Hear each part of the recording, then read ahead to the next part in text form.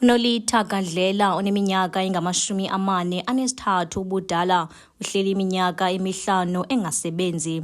UGadlela uhlala nosapho lwakhe lwamalungu ali-10 xa bebonke kuquka abantwana abathathu kwityotyombe elikwindawo iLondon eJeffreys Bay. Lo kaGadlela uthi baphila ngemali yamatorho athi afunyanwe ngumyeni wakhe. Uthi imali yesibonelelo yabantwana ayiboneli kweli khaya, nto leyo ebangela abantwana baye manqaphu-nqaphu esikolweni ngenxa yokungabikho mali yokubafunela isithuthi nanjengoko sikude isikolo. Ukwathi kunzima nokutyisa abantwana ngokwaneleyo mihla le. Apha endlini ndifundisa abantwana esikolweni, andinamali, bahamba ngenyawo. Abantwana abancinci abangakwaziyo uzihambela ngenxa yoba andikwazi ubhatala i-transport for ubheka esikolweni. Abanye abantwana ahamba nabo ngabantwana bakhwela i-transport, but yena akakwazi ukhwela i-transport ngoba andinayo imali yobhatala ngoba andiphangeli. So kuba nzima ukuba abantwana mabatye, ukudibanisa ukuze abantwana batye. Sibona uba abantwana sibatyisa ngoba kunzima ubheka evenkileni, kunzima ubheka edolophini, kunzima nobanxibisa abantwana. Hlala ko-one rooms, asikwazi ukwandisa izindlu zethu. Uba bendiphangela benzawukwazi uzithengela imaterial, ndandise umkhukhu wam, siqinana sonke kule ndawo uyibonayo, sihleli kuyo endibagrantelayo babini. Imali yegrant ke ngoku ayenzi into ngenxa yaloo nto, ngoba kaloku incinci imali yegrant. Uyubona uba iphela nje, iphela ezandleni.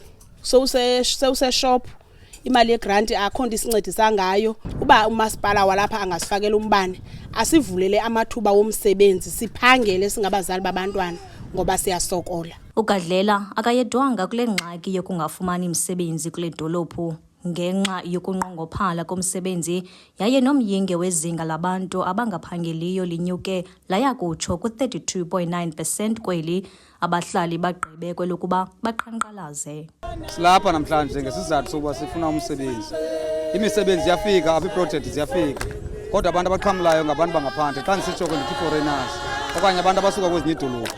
Bonke abantu abavota kule ndawo nanjengoba nisibonela nani ba abaphangeli. Xa siqhankqalaza ngehlobo sizama ukuthi ke ngoku sifuna ukuthi thina urhulumente makancedisane nathi kwiiprojekthi xa zisiza kuthi mazizise ebantwini bethu. Bambi abahlali bathi beva kabuhlungu ukubona kuqeshwa abantu abasuka kwezinye iindawo kungaqeshwa bona kwidolophu abahlala kuyo. Asiziva kamnandi kuthi kufike iprojekthi apha eKuga, singabahlali balapha eKuga singaqashwa, kuthathwa abantu bangaphandle, kube kusetyenzwa singasebenzi, sibe singakhange sive noba kusetyenzwa njani. Asiyazi noba kuqashwa kanjani thina apha. Sibona abantu sebenxibile singayazi uba baqeshwe njani.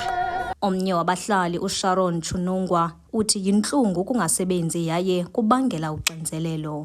Kuga municipality is failing us as a community because their councillors from Ward 2 and Ward 14, we have never heard any, in the 5 years that they have been here, we have never been called for any community meeting. We are being abused. Emotionally, we are abused because we are stressed out as parents because we need to feed our kids. Ngomhla wama-21 kule nyanga, abahlali abaza kuchongwa ziinkokheli zasekuhlaleni baza kuya kwintlanganiso abavumelene ngayo ukuba baza kuthetha ngamathuba okuqeshwa kunye neprojekthi ye-wind farm eqhubayo kulo masipala.